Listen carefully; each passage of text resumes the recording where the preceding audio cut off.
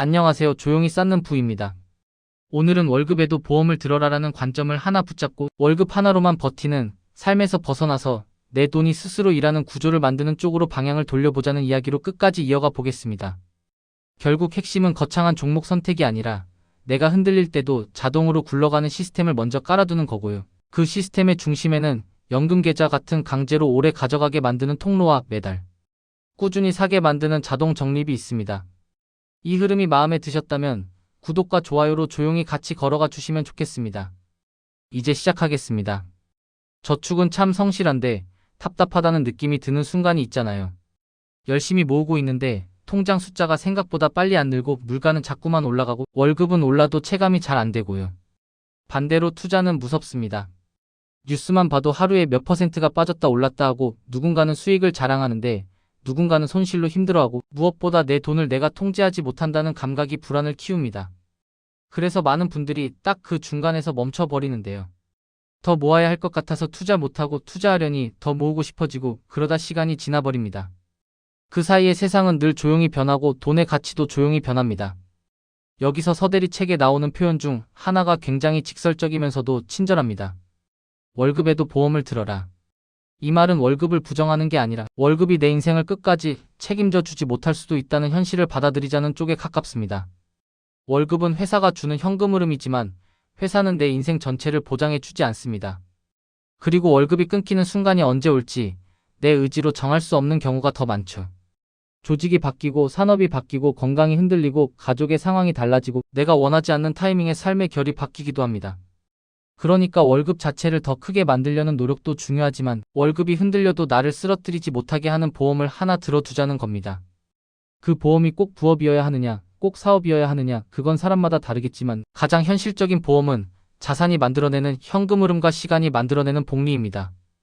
여기서 많은 분들이 복리를 마치 마법처럼 생각하시는데요. 사실 복리는 마법이 아니라 습관의 결과에 가깝습니다. 특히 직장인에게 복리는 잘 고른 한 방이 아니라 잘 설계된 반복에서 나오기 쉬워요. 시장은 늘 소란스럽고 타이밍을 맞추는 이야기는 언제나 매력적으로 들리지만 대다수에게는 타이밍을 맞추려는 시도가 오히려 보험을 해지하는 행동이 되기도 하거든요. 보험은 내가 불안할 때 더 빛나는 건데 투자도 마찬가지로 불안할 때 시스템이 흔들리지 않아야 의미가 있습니다. 그럼 월급에 드는 보험을 어떻게 생기게 하느냐? 여기서 저는 통장보다 통로를 먼저 생각하셨으면 합니다. 돈이 들어왔다가 나가는 길을 설계하는 겁니다. 많은 분들이 월급이 들어오면 일단 생활비로 쓰고 남는 돈을 저축하겠다고 하시는데 남는 돈은 거의 남지 않습니다. 사람의 소비는 남는 돈에 맞춰지는 게 아니라 허용된 한도에 맞춰 커지거든요. 그래서 처음부터 이 돈은 내 생활비가 아니다라고 분리해두는 통로가 필요합니다. 월급이 들어오면 일정 금액은 먼저 빠져나가서 연금 계좌든 장기 투자 계좌든 내가 손대기 불편한 곳으로 가게 만드는 겁니다.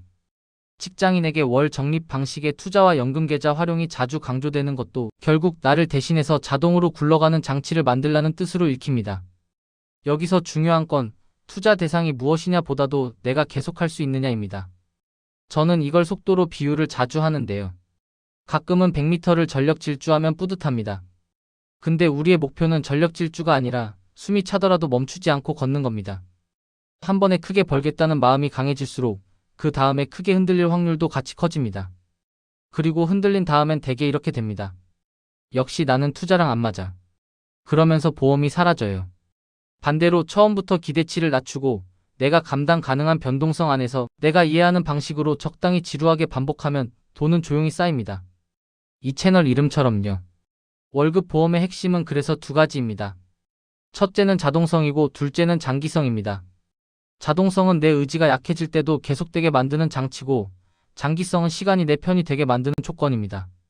월급이 들어오면 자동이체로 일정 금액이 나가고 그 돈이 또 자동으로 분산된 자산을 사게 되어 있으면 그때부터는 시장이 잠깐 시끄러워도 내가 할 일이 줄어듭니다.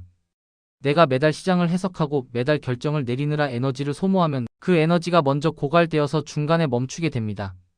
반대로 결정해야 할 일을 초반에 딱 한 번만 많이 하고 이후에는 결정이 아니라 실행만 하게 만들면 이게 정말 오래 갑니다. 오래 가면 그게 보험이 됩니다.